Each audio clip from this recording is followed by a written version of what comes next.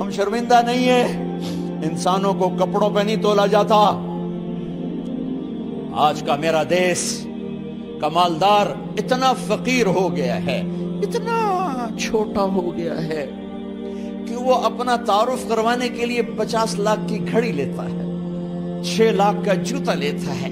آج کی بیگم اتنی چھوٹی ہو گئی ہے کہ اپنے قد کو بڑا کرنے کے لیے وہ 10 لاکھ کا ہینڈ بیگ لیتی ہے کہ دیکھو میرا بیگ 10 لاکھ کا ہے۔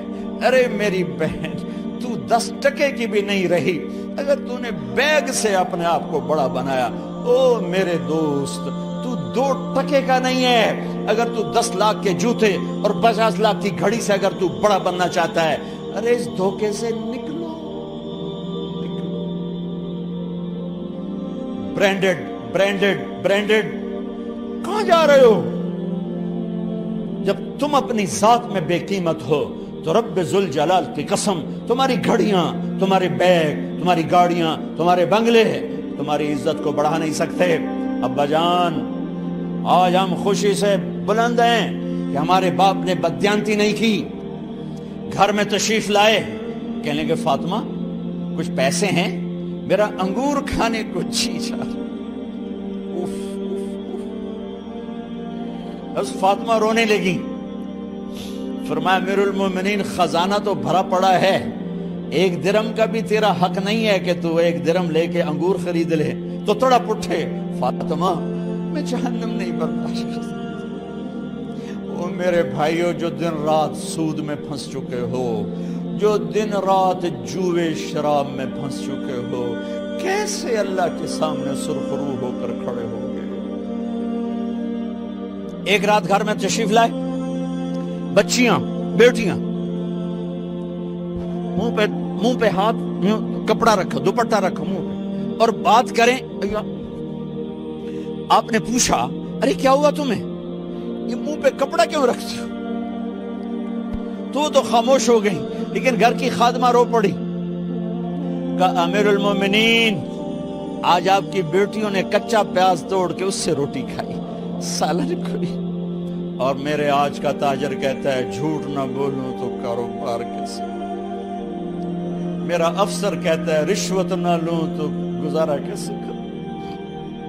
تو عمر بن عبدالعزیز پھس پہ ہچکیوں کے ساتھ روئے کہ میری بچیوں، میں تمہیں بڑے اچھے کھانے کھلا سکتا ہوں پر میں جہنم کی آگ برداشت نہیں کر سکتا۔ بھائیو، اس بندے نے اپنے آپ کو ذبح کر دی، اللہ کو راضی کرنے کے لیے ذبح کر دی، اپنے ذات کو، اپنے جذبات کو، اپنے احساسات کو۔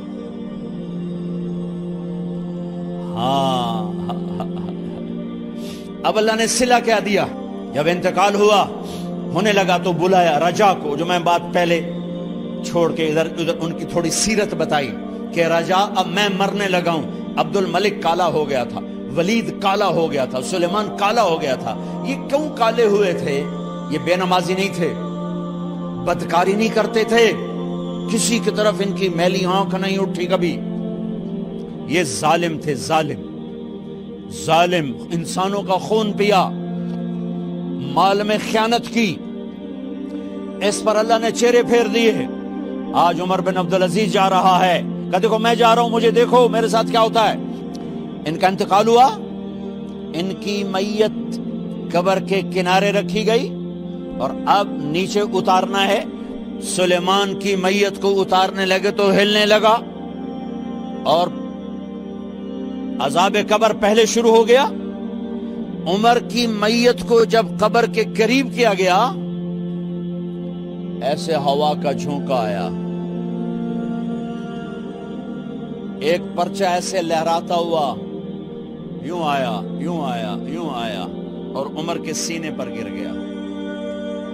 لوگ اکٹھے ہو گئے، پرچے کو کھول کے دیکھا گیا تو اس پہ لکھا تھا بسم اللہ الرحمن الرحیم، براءۃ من اللہ لعمر بن عبد العزیز من النار۔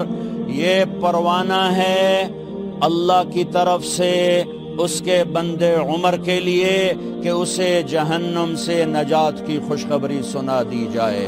آہا، مرنا ہو تو یوں مرو، اللہ ایسی موت دے دے. کہتے ہیں پھر میں نے ان کو قبر میں اتارا. جب قبر میں اتارا تو کیا دیکھا؟ میں نے کفن کی گرہ کھولی تو چہرہ قبلے کی طرف، اور یوں لگا جیسے 14ویں رات کا چاند قبر میں اتر آیا ہو. اور آخری بات کرتا ہوں، میرے بھائیوں بہنوں، اپنے اللہ سے صلح کر